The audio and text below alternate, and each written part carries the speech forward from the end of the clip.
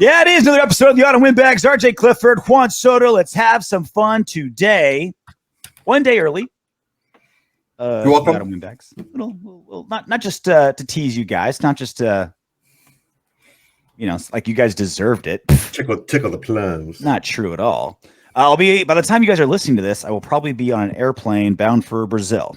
UFC 283 going down in Rio de Janeiro, Brazil. Rio de Janeiro, Brazil. And I will be on Brazil time or in an airplane. So, day early. Look at you guys. Super fun time. I've it's my fourth time in Brazil, first time in Rio. Rio is like the crown jewel. It's like when you see like those awesome shots of the beach and there's like chicks in tube tops playing volleyball and there's that giant Jesus statue on that beautiful mountain overlooking a bay. That's Rio de Janeiro. Like that's like the postcard city. I've been to Fortaleza, Brasilia, and Sao Paulo. Finally get to go to the crown jewel. I'm jealous. Don't be. It's a forever long flight. There for 2 days. Forever long flight back. And I get to watch. I missed the playoffs on Saturday. I'll watch like some of the morning games Saturday. They don't have to work. And I'll be watching the Sunday games like edibled out of my mind on that 11-hour flight from Rio to Atlanta and like somehow trying to be able to absorb football in my state. You know how terrible of a drug doer I am because it's dry January, so no booze, but there's no way I'm taking those flights sober. And so just like a 5 milligram edible, and I'm in the stress. That's it. That's all it does. That's all it takes. I'm the worst drug doer ever. That's all I need. God, I lived in California my entire life. Can't barely handle weed. Jesus. If you see Victoria Matos, you gotta fucking tell her that I'm waiting. Where is she? And what's going on with my proposal? I can't do that because I know she'd fall in love with you immediately, and then you'd leave this show. So I would never leave you, JR. I gotta look out for my best interests. I can't quit you. Real quick, speaking of sexual deviance, your boy Antonio Brown. Fucking hell, dude. I fell for it. You asked me about it, and I went on Twitter and I typed Antonio Brown, and the first thing that popped up was "Do not look at Antonio Brown's Snapchat video." And I'm like, all right, now I gotta fucking look at it. Antonio Brown. And I was like, is it still up on Snapchat, or did you find it somewhere else? I found it somewhere else. I didn't even look at Snapchat. I just found it somewhere else. Me neither.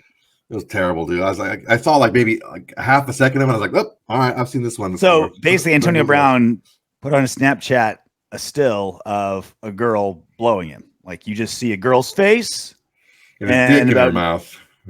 9 inches of the 11 inches of Antonio Brown. He's got a monster hog. He's got a monster dick. He's a fucking tripod. Did you fucking see that video of him in the pool, that public pool with all the families? At least this time it seems like the woman was willing and he wasn't just waving it at random strangers. You call that a fucking ankle slapper, dude. That's what you call that fucking thing. They think he could have been a Raider. Get the hell out of here with that, dude. That CT is kicking in way early. Yeah. Question of the day.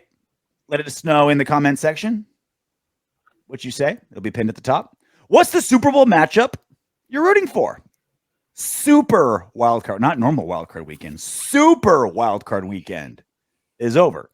So we're down to 8 teams. Eagles, Giants, Cowboys, Niners, Bengals, Bills, Chiefs, Jags. What Soto Super Bowl matchup are you rooting for? Because we know that we have a lot of power to make the Super Bowl matchup that we want using just our mind control ability and our will to create. We have that power. I really want the was it the 1990 or 89-90, something like that matchup, the part deux, if you will, Bills and Giants. Okay. And I want to have the freaking Bills miss another field goal at the end to lose it. So sweet. You just want to see the Bills lose to either the Giants or the Cowboys in the Super Bowl for tradition. Just for tradition. Just tradition. Yeah. I want Bengals in the Super Bowl exclusively because I think they have the best chance to beat the Chiefs, and I just don't want the Chiefs in the Super Bowl. That's kind of where I'm at.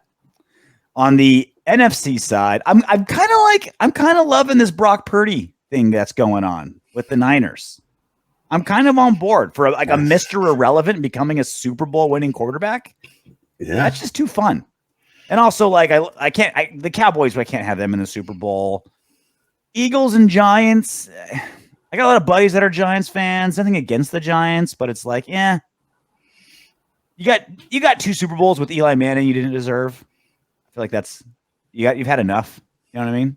Mm-hmm. Give me Niners, Bengals. Give me that. Niners, Bengals. Yeah. Okay. Like talk about 2 opposite quarterbacks, a number 1 overall and the last overall in the Super Bowl. That's just too cool. Good story. Yeah. I'm a sucker for a good story. You know what I mean? Like Antonio Brown. Yeah. It was like a novel. It was a beginning, middle, and end. Friends become enemies, enemies become friends. God damn. You got sword fight and everything. What's the Super Bowl matchup you're rooting for? Down in the comment section. Very curious what all y'all say. All right. Let's do a good old-fashioned RJ versus Soto, Josh McDaniels versus Derek Carr slugfest. I'm not going to get into it like that. Let's get in the phone booth. Let's get in the phone booth, Soto. You and me. Let's have a civil conversation. Let's glove up, put on some brass knuckles. Let's have a power slap. Let's have Dana White's power slap right now. We both stand there. No defense allowed. No dodging. No blocking. Who's the chick in this one? Who's his wife? Who plays his wife? No, I'm talking about a fair fight here. Power slap league. You've seen his league. Yeah, that wasn't a fucking fair fight. His fucking chick was whooping his ass. Right. She came back for more. No defense. So Hondo Carpenter of Fan Nation. Everywhere. He's everywhere. Sports Illustrated. Yeah. Did a very long article in a very Hondo Carpenter way. Like, he doesn't write stories. He just has bullet points. And he did like 800 bullet points. It's like a lot. True journalists and like writers, like, it makes them want to barf. But I kind of dig it for these purposes. I think Hondo's like, all right, I know I'm not it's a master so wordsmith. much information, dude. It's so much information. Bullet points. Instead of like telling a story, let's just imagine trying to weave all that together, dude. It's just so much info. It's just an info dump is what it was. That's what every other writer in the world does. And Hondo's like, nah, I ain't doing that shit. Here's just like my notes. No, here's my notes, and I respect that. One big thing before we go on to it, because this has caused a lot of waves in Raider Nation, and rightfully so. Like, there's a lot to unpack. There's a lot to get to. Before we get into it, there's something to understand about media in general, sports media specifically, and Hondo Carpenter exactly. And this isn't a knock on Hondo Carpenter, but Hondo Carpenter writes what he's told to write from the Raiders. He's essentially taking dictation. He has never written anything negative about an active or currently employed owner, coach, player, assistant, janitor, secretary, president, VP, you name it, right? He is a part of the PR wing of the Raiders, okay? And I'm saying that not as a knock on him. You get a lot of stuff out of it, right? The Raiders organization say, all right, we've got some stuff we want out there. Let's go to Hondo, right? Let's go to Hondo Carpenter. He's the guy we trust. We want him to deliver our message for us. And so we get a lot of stuff that way. That's the reason why he gets a lot of breaking news stuff. And that's not wrong as long as you understand that's who he is. As long as you watch it through that prism, you're like, oh, okay, I know why this is coming to me. And I'm not saying anything he's writing in the story is incorrect. I'm not saying that at all. I'm not saying like, oh, clearly it's false because no, I'm not. Opposite. I have no reason to believe that what he's saying isn't true. Yeah, there's too many quoted sources for him to be just blatantly lying the entire time. Yeah, I'm not saying he's lying, but I am saying that he purposefully takes out context. For instance, with all the things that were said, if one of his sources or someone he talked to said Josh McDaniels lost this locker room, I mean, there's a reason why the play was sucky. There's a reason why players played terrible. He just lost this locker room and no one to play for him. He would never print that as long as Josh McDaniels was coach. He wouldn't, because that's who butters his bread, right? So it's important to have that level of context when you're reading these stories. The other funny part of this is that Vinny Bonsignori, Las Vegas Journal, tweeted this. Fucking terrible, man. As like literally as this story is out and everyone's talking about it, Vinny tweets, fair warning, be careful who you rely on for news. which is really chicken shit to not call out somebody by name. That's really chicken shit. Either keep it to yourself or say Hondo's full of shit, or add some context to this. Like, this is really chicken shit. This is like insecure tween girl fucking. That girl across the I know class something y'all don't know. Yeah, that's just like, come on, man. Like, I understand that you don't want to totally shit all over you where you eat. Then just don't say anything at all, or just fucking sack them and say, "Dude, Hondo's fucking story is missing context in these ways." Bang, bang, bang. Yep. Not saying he's like exactly what you said. Not saying he's lying, but we are missing context. Just be aware of that. That's all you had to say. Then you and Hondo fucking hash it out behind the scenes. And then we put it on pay-per-view. Big fucking deal. But don't be doing this shit, man. Come on. There's nothing less interesting to me than media beefs because the stakes are so low. Like, if Vinny and Hondo, like, what's the best case scenario if these two guys beefed? They're mean to each other on Twitter. Fucking fist fight. Like they're not gonna fight. They're media guys. Like, they're dudes. I don't know, man. Laptops for 12 hours. Media guys. A couple of drinks in them. You never know. When have we ever seen media dudes fight? Like, it just never happens, right? So that's. I will look for the video, but two media guys did fight during a Mike Tyson press conference. It was fucking hilarious, and I'll see if I can find it. So basically, we have to go back to like 1990 at a Mike Tyson's press. It was like 90-91 or something like that. Last time we can think of like media guys fighting each other, right? And this is the funny part of this is Vinny is similar to Hondo. Like, I don't get that. Vinny's in the same boat. Vinny is the guy that will never say anything bad about the Raiders organization because that's where he gets his sources and they trust him to be one of those guys.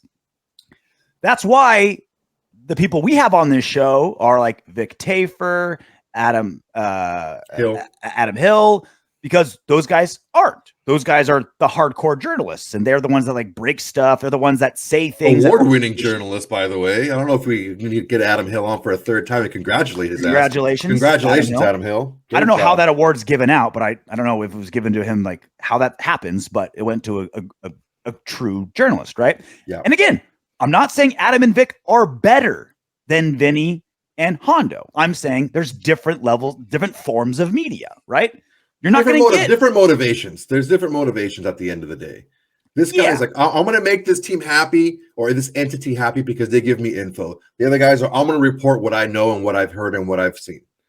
And that's why that's why the Raiders don't hand out to Vic or Adam, hey, we want you to say this, because that's not their guys. That's also why we get less news, but generally more honest news, and certainly news that the Raiders don't want out there from guys like Vic and Adam. Again, not talking shit about any of them. I'm just saying I've been in media 15 years. Like this is how it works, and this is how you extrapolate where you're coming from. And as long as you are an educated, viewer of the media, you know how it works, then you can get good information from it, right? So had to bring that to add context before we go into this. Okay. Yeah. Basically, the long and short of Hondo Carpenter's article, and I recommend you read it when you get a chance. It's give yourself some time. It's long. It broke down the relationship between Derek Carr, Josh McDaniels, and the Raiders. There's a lot of good stuff about how Bisaccia and how the players wanted him. We kind of knew that. There was stuff about Derek Carr's relationship with John Gruden, how they liked each other and it worked. We kind of already knew that. And we kind of already knew the bulk of what was written here, but he did go into a little bit more depth. Yeah. The things I took away was Hondo talking about how Derek Carr didn't handle the way Josh McDaniels went about his business. Didn't like how film sessions were handled. Didn't like how the hammers came down verbally. Hondo's claiming that was the part of the rift that happened, and that's what caused Derek Carr's play to plummet. Right, like this is his second worst season of his career. It's the worst season he's had since his rookie year. Right. Yeah. And Carr's been through some shit, right? He's no stranger to new coaches, hard coaches, easy coaches, motherfucker coaches. Like, this is his sixth head coach, right? And he's seen it all. But this is the time where Carr's play was the worst since his rookie year.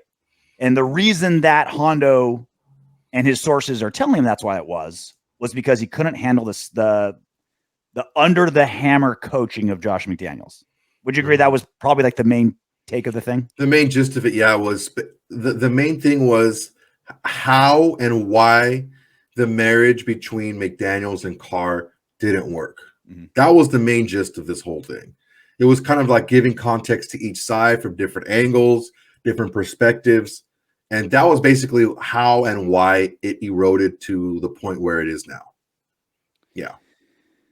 So a few things on that. One, and we've had this conversation multiple times.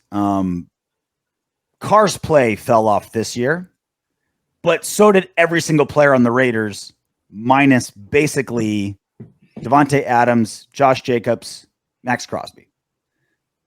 Fucking superstars. Gods among men that nothing's going to stop them. They're that badass of players.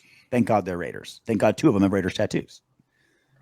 The other 50 players, including Derek Carr, basically all played worse this season. And this is where the context matters. Like I'm believing what Hondo said. Derek Carr didn't handle it well. For whatever reason, Josh McDaniels broke Derek Carr, right? Now, is that Derek Carr's fault? Sure. Is that Josh McDaniels' fault? Sure, right? Mm-hmm. As a coach, you need to adjust to help the most important player on your team, give him what he needs. As a quarterback, you need to be able to handle how your coach does business and make adjustments, right?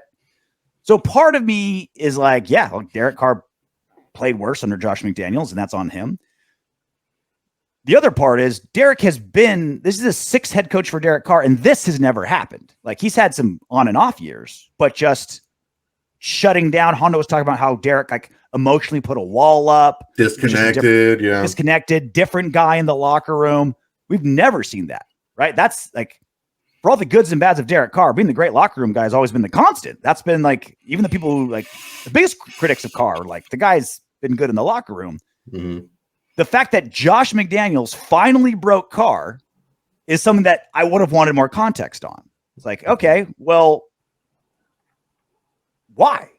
Why did Derek Carr not be able to jive with Josh McDaniels? Why did Josh McDaniels not be able to jive with Derek Carr? Like, I would chalk it up to simply personality differences, and it was a marriage that like 2 good people. You hear all the time, right? Like, oh, my friends are getting divorced. Oh, what happened? Nothing. I mean, neither one of them are bad people. They just didn't work together, right? It didn't work out. It didn't work out. Sometimes one of them's a motherfucker. You know, sometimes one of them's a motherfucker. Sometimes it just didn't work. We have friends that have split up, and we're still cool with either side. And it's like, dude, they're still cool people. It's just together for whatever reason they grew apart, and that was it. And that's why the biggest reason why I'm all, you know, it's inevitable that Derek Carr has to leave the Raiders, because McDaniels isn't going anywhere after 1 season. Derek Carr's contract makes it easy to get rid of him after this season, and those 2 won't be able to work together, right? Mm-hmm. It's, you know, like if you're both like working in the same department, it's like, all right, who makes the most money and who's most important to the department? You're staying, the other one gets transferred. Yep. The department's more important than your guys' squabble, right? So we're going to move on, okay? The other part of the context that I wanted is I wonder how other players felt about Josh McDaniels coaching, because like I said, 50 of the 53 players played worse this season than they did previously. So while I understand the focus is on Derek Carr, he's the one that's gone. I understand he's the most important player. You can tell that this article, the motivation of the people that were feeding Hondo was, okay, we don't want to shit on Derek Carr, but we want to make sure management looks as good as possible. Derek Carr couldn't handle it. It was rough. That's why he left. That's the part that I want more of. Mm-hmm. I want to hear from the other 49 players on the team that played like shit this season. And are they saying, oh yeah, Josh McDaniels was great, I just underperformed for some reason? Or is there something going on here? Because more important than what they say is the results. Last season, our team played way better for how good we were. We overplayed our talent last season, and we won 10 games, went to the playoffs, right? This season, we underplayed our talent. Only won 6 games, blew 5 halftime leads of 10 points, like exactly the opposite. I want to know what happened. More important than Derek Carr's feelings, I want to know what the fuck happened so we can fix it for next season. That's what I care about. And that's the type of story we're not going to get from Hondo, because it takes some real in-depth soul searching, and some people are probably going to get blamed that don't want to get blamed. Yeah, we're not going to get that story for a while until somebody fucking retires and writes a book. We're not going to get that story for a while. So, as far as McDaniels goes, this is how it was posed to me a long time ago. It's not always what you say, but how you say it, and also how it's received. Because you can tell somebody something, and you can be a certain way with certain people, and it'll be received just fine, right? Yeah. It's about how it's received. So how it was posed to me was, you can cook 2 steaks, same one, same size, cook them the same way. You can serve one on a plate, and you can serve the other on the underside of a trash can lid. Like, which one do you want to eat, right? Yeah. It's about the presentation and how that presentation is received. That's where I think the disconnect was. Mm-hmm. From reading this, I just feel like one of the things that really like stood out to me wasn't like the main things that you're going to think of, right? It was how over time it was reported that Carr was losing trust because of how he was being coached. And on the other side of that same coin, it's Josh McDaniels talking about not taking this stuff personally, because it's not personal. This is about football. And he hopes it doesn't affect the personal relationship, because he's seen people that he's been fired by, people that he's fired, people that he's worked with that's been fired, but they're still able to have a good communication because, hey, it's not personal. This is just football. And I think that was the kind of like the story underneath the story. Now, why that is, who knows? I have some theories, and I know some people who have been in similar situations on both sides, and we can get into that later. But that's what I took mostly from, is just a difference in philosophy, and also a difference in what they're used to. Because it does seem, by this story, and maybe I might be reaching, I don't know, it does seem like maybe Derek Carr was maybe coddled a little bit and not confronted about his play at times in front of the entire team. Mm-hmm. Whereas Josh McDaniels is like, I don't care who you are. If you're fucking up, I'm going to tell you, but I'm not going to tell you any harsher than I tell anybody else. Mm-hmm. If you're a coach, if you're a player, if you're a water boy, if you're anybody, everybody's susceptible to getting this. Mm-hmm. And it's not going to be personal. It's going to be fair criticism. And I'm going to show you in front of, so it's not like he's going to tell you that you've been shitty and he's not going to show you why. Or he's not going to tell you that you played shitty in front of the whole team and he's not going to show you why. Yeah. You know what I'm saying? So it's fair, but is it necessarily the right way to do it? I don't necessarily think it's an issue of right and wrong. I think it's just not a connection as far as personality wise. And that's what sticks to my craw the most about the situation. And this is probably my I guess the biggest defensive card in the situation. This is his 6th head coach, and it's never been a problem, right? And he's had some really bad head coaches. He's had some really hard-headed coaches. He's had some, like, John Gruden was never wrong, ever, right? Like, his ego would never let you be wrong, right? It's always his way, no matter what, right? And Derek Carr handled that. There was something extra unique in the Josh McDaniels, Derek Carr situation that he'd never seen before. Like, if any active quarterback in the NFL has seen it all, head coaching wise, it's Derek Carr, right? Yeah. It's been a fucking mess up there. And Josh, I thought about that. And my fear, Soto, and again, yep, Carr's gone, right? Carr is. I know you know how I feel about that. I can't say that until he's actually gone. I don't celebrate until it's triple zeros, man. He'll never wear. I'm not saying you're wrong. Right? I'm not saying you're wrong. I'm saying I can't say that until he actually is. My fear was my original fear when we hired Josh McDaniels is got the offensive mind. Clearly, we know what he's capable of, but he didn't know how to coach men in Denver. And we were hoping, all right, he's got 10 years. He's verbally said that was the problem, which is the first step. He acknowledged, I did not coach men very well. I've taken it very seriously. I've had 10 years to get better at it. And that was where my cautious optimism came from, was, okay, if he sounds like a guy who knows what he did wrong and is going to make that adjustment. This story tells me that he hasn't, that he can't get out of men what true leaders of men have done. And this isn't the end of the world. It's one season, but this is what I was deathly afraid of when he got hired at the beginning of last year, was will he be able to communicate with football players the way great head coaches have in the past? So there's the two sides of that, right? There's the whole if, and we're going to talk about the if. Mm-hmm. If that's the case, and the stuff about Carr, maybe because the one thing that you said that really stood out to me was he's had some bad coaches, right? I've had bad coaches. I've had people that have been bad people to work for and work with, and normally the big thing with them is they're inconsistent. Mm-hmm. And they play favorites and stuff like that. It's like that's tough to get people rallied around you consistently when you don't treat everyone with the same level of respect. So sounds like you're jerking off the wrong bosses, Soto. Yeah, right. So yeah, he's had bad coaches that haven't coached him this way. That's why they're bad coaches. Yeah. Right. John Gruden was always right, but he's buddy with you. Right. Mm-hmm. And we've all heard about John Gruden talking shit behind you, being your best friend to your face and talking shit behind your back. Mm-hmm. The thing with, again, it's about presentation. I'm not saying that John Gruden didn't rip into Derek Carr, but he didn't do it in front of the team. Mm-hmm. Right. And that's what we've heard, that he did rip into Carr, but always behind closed doors. It was never in front of the team. And I think that is what was the issue with Carr more than the coaching, was how it was done. And ultimately, I've been around the youngest and most talented athlete from a family, right? The one who was always playing with the bigger and older kids and older brothers and all that. I've been around that guy. And almost to a person, they're difficult to deal with in different ways. Mm-hmm.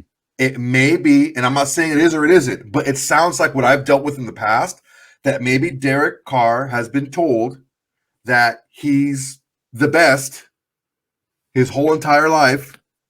And now that he's being admonished in front of the people he's supposed to be leading, it hurt him a little bit. Just like Lincoln Kennedy said, he can be immature at times, and he sulks a lot when people tell him things he doesn't like. Mm. So I've experienced that with people that I've played with people that I've coached, and how they are when they get criticism that they're not used to, either the criticism itself or how it's delivered or where it's delivered in front of who it's delivered. So that's where I made that connection. Again, I'm not saying that's what happened or that's what didn't happen, but I draw from experience when I hear stories like this. And that's, again, I just bring it all back to like, it's one of two things even happened, right? Either other thing too could have been just like a cumulative effect where Carr's like, fuck, 9 years now, like, and it finally broke him. Like the Raiders organization has just been so disheveled since he's been there. That was a big part of it. Yeah, he's finally like, fucking Christ, man, I can't catch a break. Like I get another coach and he's just reaming me constantly. I will say this though, 5 straight coaches that didn't do shit. I will say this though, maybe it would have been a lot different for Derek Carr had he had a coach, either Josh McDaniels or Josh McDaniels like, from the very beginning. I think what happened was he was used to that kind of kid glove handling, kind of let's help, take care of him and speak to him a certain way type of thing. Whereas he didn't get this from the very beginning. So, it's don't buy he's been coddled by Jack Del Rio, by John Gruden, by it just doesn't feel like those coaches' style to coddle him at all. I mean, John Gruden, yes. I think you're wrong on that. John Gruden, yes. I can definitely see that happening with John Gruden. Definitely not Jack Del Rio. We've seen him blow up on Derek Carr before. Like he did it on sidelines and shit, right? Like that wasn't, he's been blown up on. So it's either a cumulative thing or, and again, like pressure just thinks to people, man. Pressure just thinks it's a 50-50 split, man. I agree. Carr can't be letting shit get into his feelings. And Josh McDaniels has to realize like this guy's seen it all. And yet what I'm doing is breaking him. Like I need to make an adjustment. And Carr needs to be like, look, dude, it's not personal. You're playing poorly. Get better, right? Yeah. And again, I think so. There's two sides to each one of those sides, right? So let's cut those in quarters. So the Carr side is, I need to, maybe toughen up and separate the football from the personal, because he had from him saying a perfect situation, a guy that he trusted, a guy that he liked. a guy that he looked up to as his coach. Now this guy, he doesn't really have that trust. He's losing that trust a little bit. So on one side of that, on the Carr coin, on one side, yes, he doesn't toughen up a little bit. On the other side, yeah, he did get somebody who was ripped away from him that he liked very much. And it is up to the coach to notice that disengagement, right? Now, on the Josh McDaniels side of that coin, he's been there, he's done that, he knows what it takes to win from an organizational standpoint. And I'll say it again, the standard is the standard. That sounds a lot like a newer version of commitment to excellence, right? Yeah. Like, this is my standard. I'm going to hold you to this standard regardless, but I'm going to hold everybody in this building to that same standard. So don't feel like I'm singling you out. You have the ball in your hands more often than not. That's why you get more of this. But the thing is if you were to play better, I wouldn't shit on you as much, right? Yeah. On the flip side of that is, again, the presentation. It's not always what you say, how you say it, and where you say it. So both sides have a yes and no in that yes and no. You know what I'm saying? And then pulling out of the two more things on this, pulling out of the Josh McDaniels, Derek Carr thing for a minute, because that's the goal of this article, is to be like, this is what went wrong. Josh McDaniels and Derek Carr, no one's right, no one's wrong. It was a relationship that didn't work, and he had to move on, right? That's the goal of this article. But the other part of this is clearly what Josh McDaniels was doing. Yeah, it didn't work with Derek Carr, but didn't work with 90% of the roster either, too, right?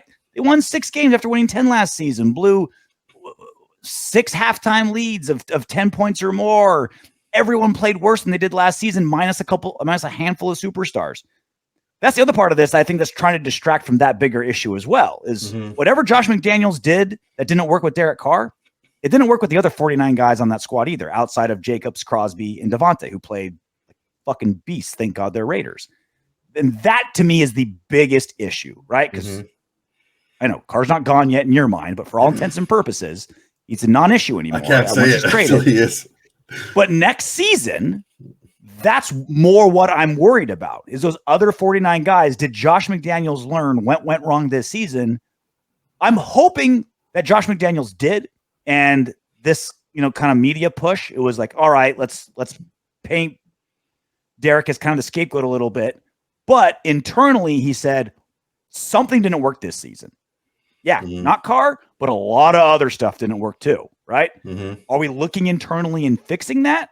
Or are we comfortable with being like, well, got rid of Carr, we're fine now? Yeah. Well, here's the thing. Again, I'm trying to be as objective as possible here.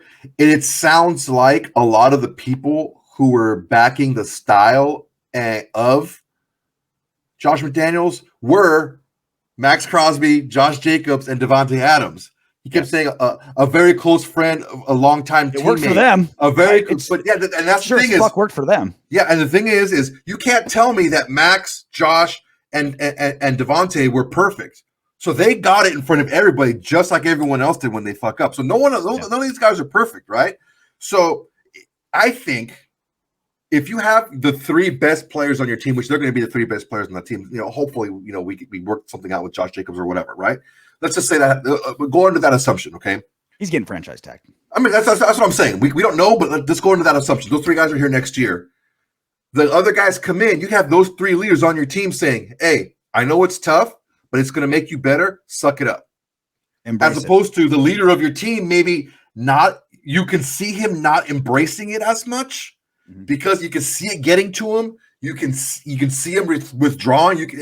Instead of that happening, you see the guys that are on the team like, hey, man, fucking suck it up. This is big boy ball now. We're not playing this bullshit. It's Super Bowl championship or nothing. We're not going to be okay with being a playoff contender. We're not going to be okay with being a Super Bowl contender. We're going to be okay with winning Super Bowls. That's the standard here, and that's the difference. So if you don't want to win a Super Bowl, then you can go somewhere else. But this is what we want to do here. This is how he's going to coach us to do it, because every time we make a mistake, every time we loaf it, every time that we mail it in on any play whatsoever, we're going to hear about it. So don't let that happen.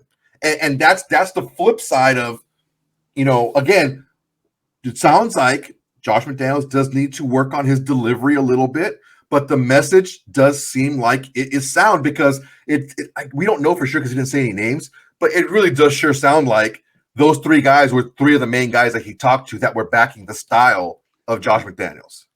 Like on paper, like that's what I want out of my coach, right? Like that on paper, that's what I want, but the results aren't there. That's the problem, right? Like the message sounds great to me. Like no room for error, attention to detail, long sessions, outwork everybody. You're your biggest opponent. Don't fairness is a big one too. Fairness is a big one too. It just didn't work this season, right? And again, so if your leader's kind of getting affected by it, that does affect. And I'm not trying to blame Carr for this because that's who he is as a person. I'm not making it personal against him, but we know that something happened with him. It just seems like Josh McDaniels has a style that's good for stars, right? Like no one's going to outwork Maxx Crosby. No one's going to outwork Josh Jacobs. No one's going to outwork Davante Adams. We all kind of heard no one would outwork Derek Carr either, but the thick skin of those three superstars, it's like they fuel off something like Josh McDaniels. It's the rank and file guys, right?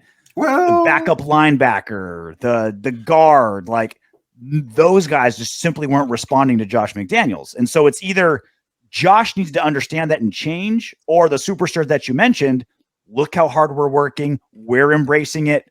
Follow our lead. Boss up, motherfuckers. Something like that needs to happen to get the other 45 to 48 guys on the roster that support the superstars that are reacting to Josh McDaniels positively. How often did a Patriots player leave New England that wasn't a superstar, right? That was just a good player, right? Now, we're not talking about the Gronks and the Bradys and all those guys, right? And fucking balled out, just as good or even better. You really didn't see it, right? You saw like, well, how are they getting all this out of all these guys? This is how. You don't give them any wiggle room. You don't give them an escape, right? It's like you're in a fight and you're being mounted, and if you're freaking getting pounded on, right? Most guys, most people, right? Most sane people in this world are going to look for a way out. If some guy's sitting on their chest and they're getting the shit beat out of them. But it's that certain few that can find a way to make it make what you have to do happen.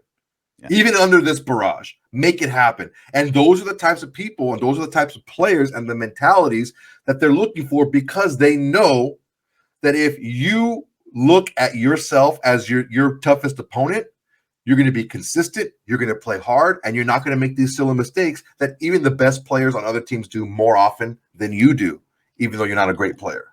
And it's up to Josh McDaniels and Dave Ziegler to either A, get those types of guys, or B, adjust their style to the guys they have, right? Because whatever they did this season, they ain't going to adjust. I'm telling you. Well, then they got to get the guys that are going to adjust to them. That's probably going to be the thing. This shit can't happen this season. Yeah. They know that too. There's no way fell apart. Like they're not gonna survive another fucking 6-7 win season, dude. Like even an 8 win season, you got to be in the playoffs next year, or have some horrific run of injuries, Heaven forbid, to even sniff a third season.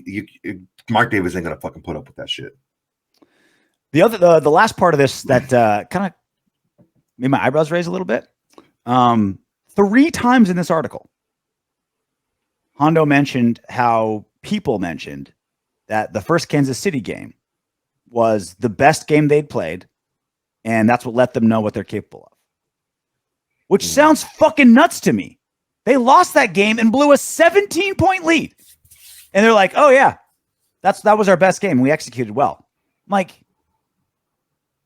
the 17-point lead you just blew is the game you're most proud of? What? I'm not seeing it. That should be the most embarrassing game. More than the Saints, more than the Rams, 17-point lead, and you let it fall away from you, and you're like, yeah, that's the standard. That's what we're capable of. I don't get it. You get it? Yeah, I get it. Because it wasn't like the other blown double-digit leads. It wasn't like they only scored a field goal after having that double, 17-point lead or whatever. Mm-hmm. They kept fighting back and forth. Just like they were able to get 3 scores in a row without Kansas City scoring. Kansas City came back, and it wasn't like they had a bunch of 3 and outs. They were moving the ball, and like, damn, they had a punt. Okay, fine. Okay, we moved the ball a little bit. You just this drive didn't work out for us. And then Kansas City scored. And then we get the ball, and then we score a field goal. And like we kept going back and forth. And at the end of the game, they had that bomb to Davante. It's like we were slugging it out with the freaking best team in the league at the time. They were playing the best, right? So we were slugging it out with the best team in the league. And those are the types of games that, dude, it's anyone's game. And it doesn't, the 17-point lead doesn't matter so much when right away Kansas City scores and makes it 17-7. Okay, now it's a 10-point lead. Like you had that 17-point. It wasn't like you were up 17 the entire game, And I get that we did lose that game, but it was how they lost. It wasn't like, let's say, for example, like Jacksonville. You can pick up, Jacksonville or Arizona or fucking the Rams or the fucking Pittsburgh. Those games where you had those big leads and then you had a fucking half and change of absolutely nothing. Those games are different than what happened in Kansas City. And Kansas City, you lost a slugfest. Maybe you knocked Kansas City down in the first round, but he got up and he was just a slugfest from there on, and you just happened to lose that one.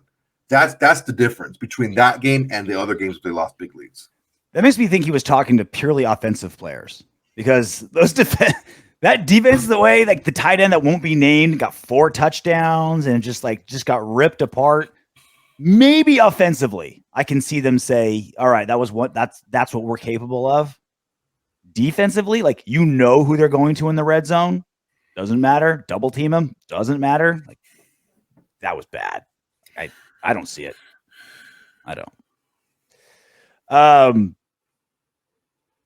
Dude, this Super Wildcard weekend was pretty fun.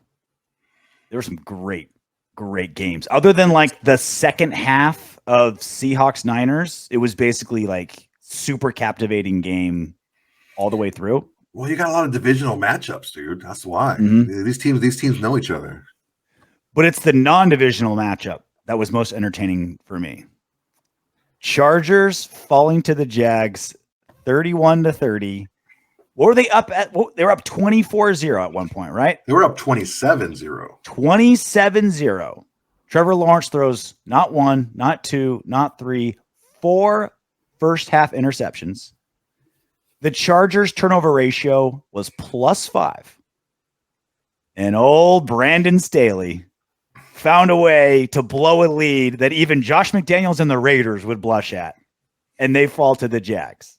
Now, I'm not bringing this up because we get to talk shit on the Chargers. Well, I kind of am. A little bit.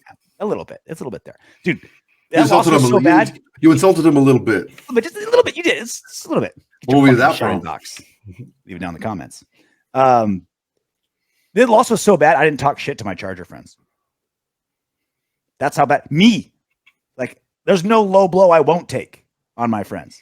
And I was just like, you know what? I put the phone down, Clifford. They're probably, that's almost worse, dude. Dude, it's like, you know why? Because you shit talking them would normalize it. It is not normal. So he's like, I don't even want to shit talk him. Yeah. It's like when you and your chick, like you guys fight all the time and then she's mad but not say anything. You're like, oh God, this is really serious. Like she should be motherfucking me right now. But really she's just like giving me the silent treatment. Like, okay, she's thinking. That's even worse. I wish she was yelling. But that's how bad this comeback was, right? Falling 31-30. The great news about this is, well, what did I say this whole time? I wish that the Chargers make it to the playoffs to buy Brandon Staley more time as head coach because he is awful. He's bad. Atrocious. And people point to like keeping all the starters in week 18 when your spot was already solidified. Mike Williams breaks his back, dude. Can't play. Jesus. Dude, and specifically, remember that jet sweep that they did where they muffed it? Because like you had the backup of the backup because Mike Williams normally runs that play. I forgot who the backup was. And then that guy got hurt. Palmer, yeah. And then the third stringer had to do the jet sweep and he like didn't know what the play was and he muffed it, right? And fell apart. Yeah. Oof. If Mike Williams isn't hurt because Brandon Staley doesn't have him play in week 18, that play's probably not a muff and the Jaguars don't get momentum. So we can point specifically to Brandon Staley doing something that you and I know not to do. Don't play your injury-prone starters in pointless games. Brandon Staley did it, and that specific play could have been the turning point for that. Was the turning point for the Jaguars? If it's Mike Williams who's healthy, that never happens. Like, we laugh all the time about Brandon Staley, I'm going to go for it on 4th and 11 on our own 20 because the analytics say this and whatever that. That's probably the dumbest thing he's done, which says a lot. Playing his starters and missing out on Mike Williams on plays where you needed him. Dude, it's just strange that there's nobody in that building that's able to just kind of like, hey, man, we'll pull you to the side here. Maybe only play him for a quarter, He's weird. You take their pads away. Justin Herbert, Mike Williams, Austin Eckler. I'm trying to show you as a compromise. Like, yeah, I put him in the game. Okay, now they played a couple series, not pull him out. That's it. Like Brandon, let's hide their shoulder pads and helmets. They shouldn't be anywhere near. Let's keep them off the field. Put them in the stands in case an errant throwaway ball hits one of them in the nuts. Wrap them in bubble paper and keep them away from this. Brandon's like, no, they're going to play 3.5 quarters. It's just really weird. So stupid. And I thought to myself, damn it. Because I thought for sure Brandon Staley making it to the playoffs means they'll buy a couple more seasons, which is great for the Raiders. I want Brandon Staley to coach the Chargers for the next 50 years. And I thought, okay, great. He's in the playoffs. We're good. And then this happens. And he blows one of the biggest leads in playoff history in embarrassing fashion. And I thought, shit. They're going to can Brandon Staley and get Sean Payton. God damn it. Sean Payton and Justin Herbert on a Justin Herbert rookie contract with this roster. Oh, God, shoot me now. Lo and behold, the gods have smiled upon us. Brandon Staley will return, and the Chargers just fire offensive coordinator Joe Lombardi. Thank God the Spanoses are so cheap that they're like, nah, we'll just keep Brandon Staley for another season. I don't feel like interviewing anybody right now. I don't want to pay Sean Payton all this money. Yeah. I don't want to do that. But the thing is, not that much. I mean, the way I'm looking at it is, though, if he hires Sean Payton and he gives Sean Payton the type of control that he wants, he doesn't really need to hire a GM. Mm-hmm. So he's saving money there. There you go. 2 for 1. Right. That was the big thing from this weekend for me of the playoffs when it comes to how it affects the Raiders is, thank God, Brandon Staley is Brandon staying. And I am so happy because all we got to do is wait out Sean Payton. Hopefully Sean Payton gets another gig, right? Go to the NFC, Sean Payton. Please go to the NFC. Sean Payton.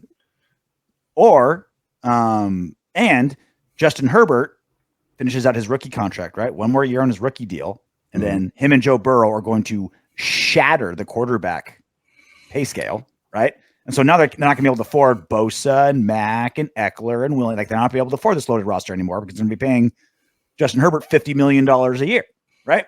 Mm-hmm. So this is great news.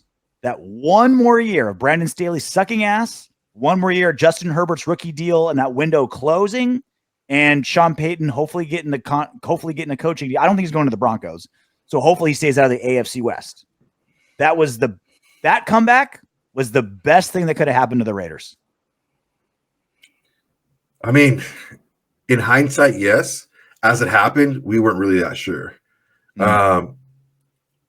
But yeah, now that we saw that Spanos is not going to part ways with Staley, then yeah, it was a really great thing to have happen.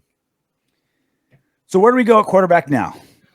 Derek Carr, not going to be our quarterback next year. We'll see what we can get for him in trade. Hopefully we get something in trade. And who's it going to be? Well, the number one thing that everyone's talking about, obviously, is the most famous person, arguably, in sports, Tom Brady. His Tampa Bay Bucks got completely embarrassed by the Dallas Cowboys Monday night. And that all but kind of he's a free agent now, right? Once the season's over, he's a free agent. So everyone's kind of trying to gauge, where does Tom Brady go now? What does Tom Brady do next? Mm-hmm. Here's the last 30 seconds of his post-game presser on Monday.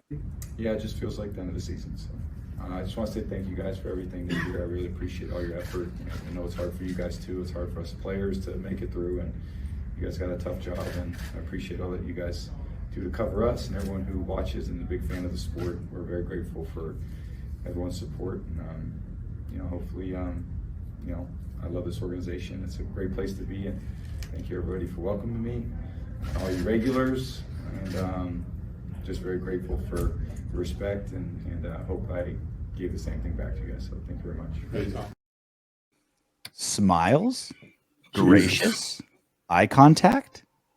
That's not the Tom Brady after a loss that I remember, but that sounded like a goodbye to me. It surely did, man. It just seemed like he was well aware of the fact that this more than likely is the end of the road for him.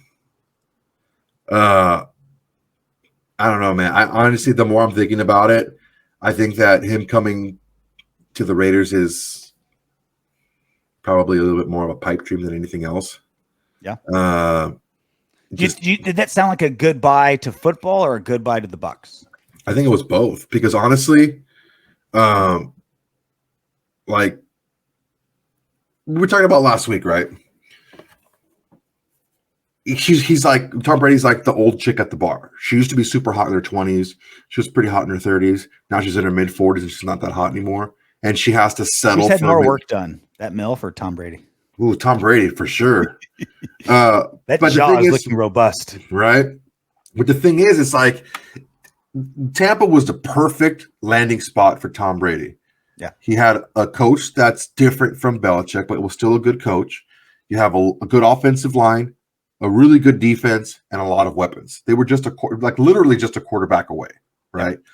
They're like the current 49ers, right? Like that's how they were built. They were a great team just with no quarterback. Slide a quarterback in there, plug and play. There you go, right? In a no income tax state, it just gets better and better, right? So, but the thing is, it's like there's not that situation here.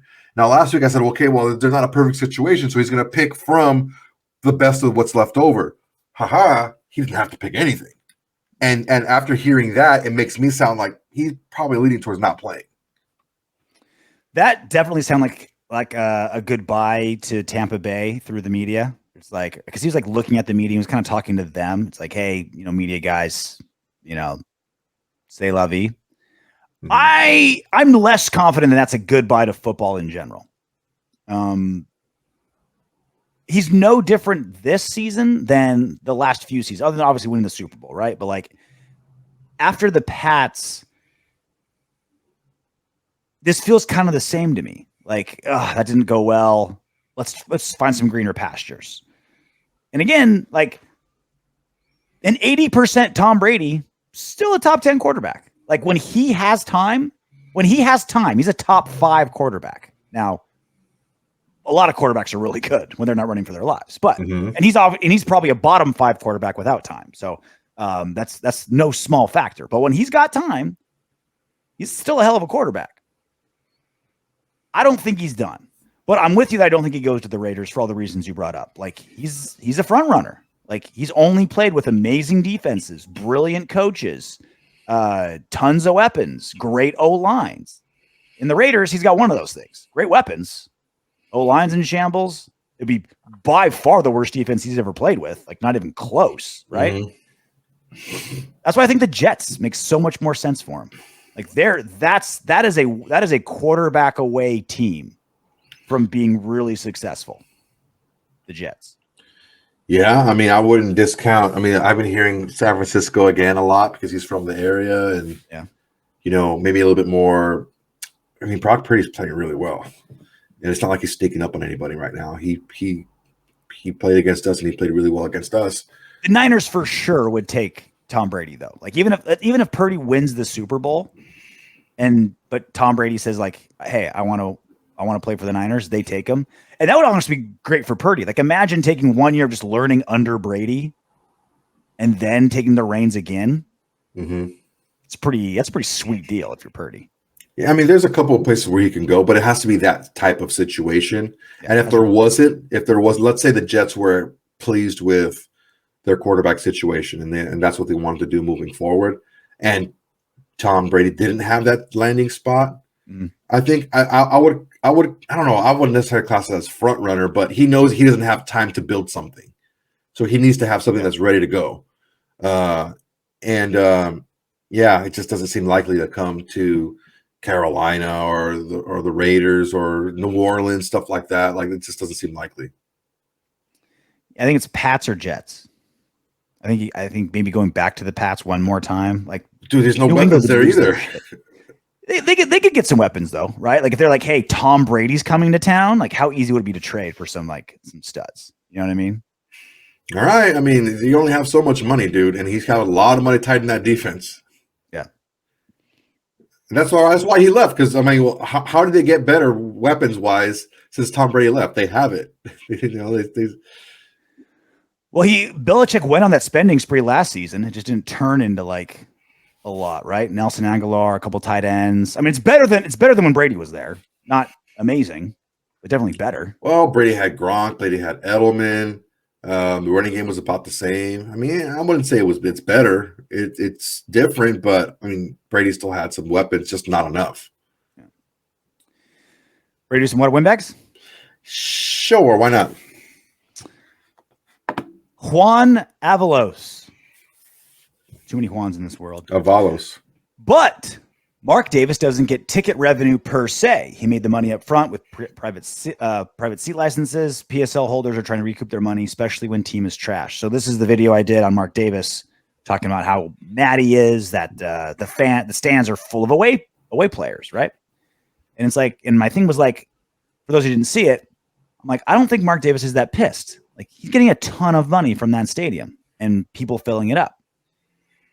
The counter to that is, well, he doesn't get money from, he gets the money from the PSLs up front. Like that's true. But the ticket revenue for NFL stadiums is about 60-40 what you get versus what goes to the league and distributed. I think it's like 60 you keep, 40 you redistribute, but you get 100% of concessions, parking, VIP, souvenirs, all that merchandise, beers, like all that shit. Like it is a NFL stadiums are mid-sized American cities, 60, 70, 80,000 people. Like those are ecosystems. Mm-hmm. And you're not poor if you're going to an NFL football game. Like, so I was invited to this Twitter group, just to talk Raiders or whatever. And I hopped on, and this guy was like, yeah, man, I forgot. I don't have his name on me right now. It's my bad. But he's like, yeah, I went to a Raider game, and for 2 beers and 2 burgers was $72. I don't doubt it. I was like, man, well, what are you gonna do? It's not. I'm sure it was not only NFL, it's beef burger, fine imported Belgian. I'm sure it was just a regular old burger, bro. I mean, it was a regular old burger with a regular old Miller High Life craft single on top in a souvenir cup. I'm telling you, like, I don't think Mark Davis is all that pissed that the stadium is full of away. I'm sure he would prefer it the other way, but he's making so much money from that stadium and the fans being in there. And the reason why like he's able to charge such really high PSLs and really high season ticket prices is because the secondary market supports it. And Raider fans are like, yeah, I'll buy season tickets, but if a Niner fan wants to give me $500 for my seats and I paid $300, I'm doing it. And he can do that because so many away teams come in there. So there's this argument of like, well, Mark Davis doesn't make money from that. He doesn't care. Yeah, he does. Like all the secondary markets, all that PSL money, all the season ticket prices, all that $100 for parking, 70-something bucks for 2 beers and 2 burgers. It's all supported because there's all these away fans coming into the stadium. I mean, it's feasible. Now that I think about it, like you pay $20 for a burger, right? Probably give you a burger and a little bag of chips, right? And then $16 for a beer. Those aren't prices that we've seen that are like obscene. So yeah, I can see $72. It's sad, Soto. That's not an obscene price. It's crazy. We've been gouged so many times by like concerts, stadiums. Concerts are the worst. Festivals. Man. You're just like concerts are the worst. Like you're just like, hey, Ben, just please spit on it first before you shove it in, please. They're like, no, we're not gonna. Like, okay, fine. Here you go, dude. $40 for this fucking, or $60 for this tour T-shirt. Is this a Gildan T-shirt? This shit's gonna shrink into a crop top the first time it sees water. It's fucking crazy. I'm like, $60 for this fucking shirt. That's why the most satisfying thing I do in my life, that probably says a lot about my life, like the best I feel is when I sneak in booze to places that try to shaft you to buy a beer. Bro, look. Half the reason I wear cowboy boots is because the 350 milliliter liquor bottles you buy at liquor stores, it fits perfectly in the side of your cowboy boot. And you can walk right in, right through metal detectors, patting you down. They never like feel your boot. And then bam, you have 350 milliliters of whiskey and you're good for 3.5 hour football game or a concert or whatever. And you don't spend a dime. I'm telling you, like, I count. This is how like dad I am. I count like one swig. Like, all right, that would have cost me $7. Bigger swig. That would have been a $10 swig here. Instead, it's all for the $7.99. You're such a fucking tightwad, dude. Oh, dude. So look, it's so satisfying. It's my double bird to the man. It feels so good. The only thing I miss about my ex-wife is the is the fact that she had ginormous tits. Now, I don't miss the tits. I miss the fact that she could hide those same bottles on the sides of her bra and in the middle. She could fit 4. Those are how big her tits were.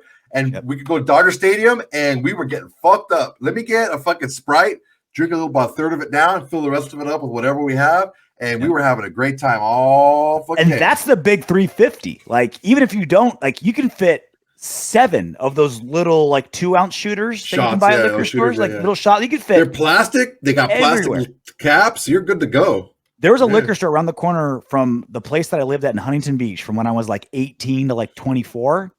And they sold the same amount, those shooters, but they were basically in like tubes, ketchup packets. No, like ketchup packets. Wow, that's good. Yeah, they're just little like Capri Suns, but they were still the 2 ounces, and they were 99 cents each. Like those are just like squishy like ketchup packets. You could shove 100 of those on your person and Up your never ass, get at least 50 of them. I could fit 20 of them under my hat. Like those, like I was like, oh, what a genius move. Back when I surfed, I would put a couple of those in my wetsuit and just like as I'm surfing, just like choop, little shot as I'm surfing. Like those things were great. Vaya con Dios. me and 2 buddies snuck a 30-pack into a movie theater one time. How the fuck did you do that? I'm very glad you asked, Soto. So we all wore like big hoodies, like the big hoodie, right? And cargo pants. This was like 12 years ago. Or I've done the cargo pants thing, yeah. So you go 2 beers in each cargo short. You go a beer in each front pocket, a beer in each back pocket, 4 beers in the hoodie like pouch in your like where you put your hands, like the warm pouch in front. Yeah, that's already 12. And you can fit, and we can fit 1 more in the back of in the hood. And also, you're going to a movie theater where it's like 19-year-olds working there that don't give a shit, so you don't have to hide it that well. Like if they even cared, they probably could have found it. But you know what was the best? That old Super Saver in Seal Beach. Mm-hmm. It was like $2, and you got to see like the movies that were like just taken away from the movie theater. And so hot dogs were like $1. Everything was so cheap, and it's like, dude, they paid nothing for these movies because they were already taking off of like the first run. So you can get a Blockbuster. It's like, let's go to the movie theater and play $2. It's like Blockbuster when they're out in Blockbuster, they're like the first week that they're out or first month or whatever, they're like, that's a $5 rental because it's like so new. Like, oh, I got $2 and I watch it with my feet up with a fucking great sound system, $1 hot dog. I missed that place. That's the only thing I miss about movies is sneaking booze in. Because they were the first ones to really shaft you. Like before concerts got out of control. God damn. Before football stadiums got out of control, it was the movie theaters. They're like, oh yeah. That 700% markup for freaking popcorn. You're like, you gotta be shitting me. Like how much for that pack of Twizzlers? $8. Like for that pack. That's 12 cents worth of popcorn. That gallon bag is 12 cents worth of popcorn. Oh, yippee, you gave me jalapeno flavored butter. Get the fuck out of here. Shane Turner would rather lose without Brady than win with him.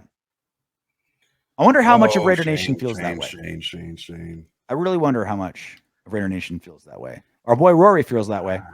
Yeah, and I told him the same thing. Look, man, do you want to fucking win or not? I don't care if we have a freaking trained gorilla out there at quarterback. As long as we win, I'm good. You can not want something to happen, but once it does, you don't got to like it, but learn to love it. Because it's the best thing going today. Woo, Ric Flair.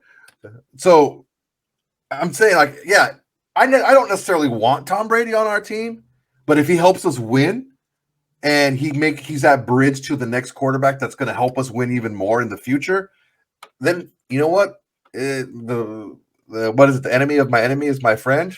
You know, put him on the team and see what happens. We were talking about earlier about Josh McDaniels' style of coaching, like the superstars, it seemed to have worked. With the rank and file, it obviously didn't. If you could pick any single player, any human being on planet Earth to play for the Raiders who can be that bridge from Josh McDaniels to the rank and file, it's Tom Brady. It's Tom Brady. Tom Brady. Like he'll have obviously the ultimate respect from everybody. He'll vouch for Josh McDaniels. Be like, okay,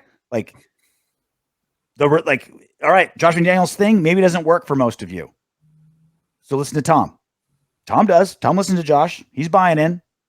That's he could be that missing link that we didn't have this season. It clicks with the superstars, doesn't click with the other 49, 50 players. But if Tom Brady's there, he's been told, again, I love shitting on Tom Brady as much as the next Raider fan. I'm going to have to come up with a new nickname instead of Tuck Rule Tommy if he becomes a Raider. But I've been told he's the ultimate teammate. And he's the guy that can take Josh McDaniels' only works on some player's style of coaching and have it translate to the rank and file. Bro, all it needs to happen is Tom Brady, if he's there, needs to just stand up and be like, you know what, guys? You know what this is? This is what winning looks like. This is what winning championships look like. If you don't like it, if you can't take it, then you're not a championship player, and leave now. Don't waste any of our time. Don't give a fuck who you are. Get your shit and leave now. But because this is what winning looks like.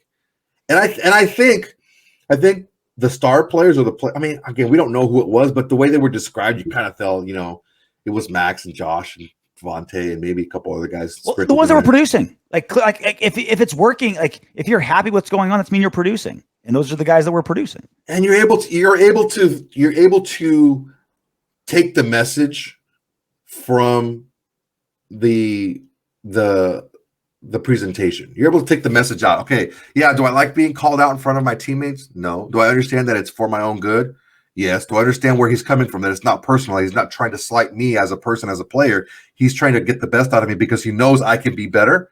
Okay, fine. I can pull this out for it. And yes, it did make me better because I did focus more. I did prepare more. I did care more. It all, again, that's why it's so tough about this dynamic. I understand both sides because I've been on both sides. I've been that guy that was told I had to be that hard ass, and it didn't work. And that's partially why my first big boy job when I was, leading a team, it didn't work out that well because I was kind of given the advice to be someone that I'm not.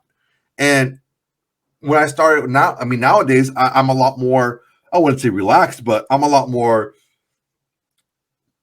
smoother with the delivery to be able to get what I want to get across and get the end result that I want and be a little bit more patient about it. I think that's one thing. And I understand that you really can't have that kind of patience when you're coaching somebody to not fuck up, Mm-hmm. But I don't know, man. Hopefully he does learn from this, but it doesn't seem like it's going to change too much. If just Carr sucked ass this season, I'd be like, all right, Carr just didn't get it. It's not working. Get out of here. But when 50 of the 53 players all played worse, it's like, okay, it's something bigger going on here. Something has to change, either the personnel, coaching style, or you bring in a catalyst. Yeah. And I hate to admit it, but if the third option is out there, who's the best guy to be that catalyst?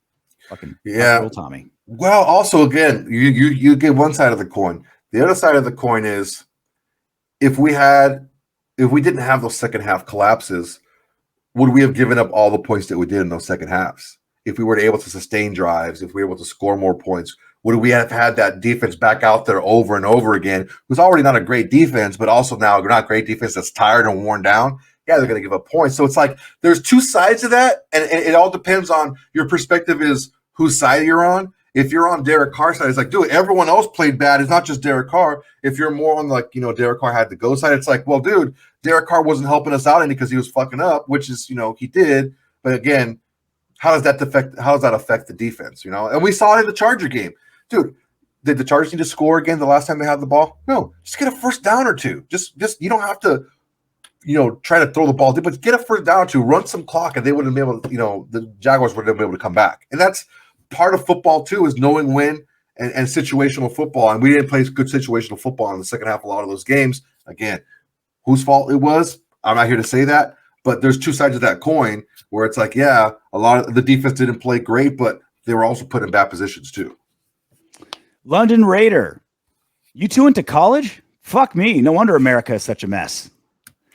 Now, in fairness to America, we are both products of the California state education system, which is one of the worst in America. Yeah, I actually have 2 degrees, if you could believe that. I went to nothing but state, public middle school, public high school, a state junior college, and a state college. I am a product of the California education system. I think it's less you're a product and more you survived it. Like, you know how there's like no bullet holes, no stab wounds. Right? I'm good. You know how there's like no rape cases, like swimming coaches, right? Some of them are like, all right, this is how you like. Let's put you in a position to succeed. Let's give you the tools to excel. That's what real schools and real states and real colleges do. In California, they're like, all right, here's a 45-pound weight. We're gonna tie it to your back, and you're gonna have to learn to swim. Get to the end, get to the other side of the pool. That's the California education system. We're just not going to teach you anything and hope you survive. Without getting molested by another student or a teacher. Right? You didn't have to freaking make a rape charge on anybody. Do you know that I was one class shy of getting my history degree?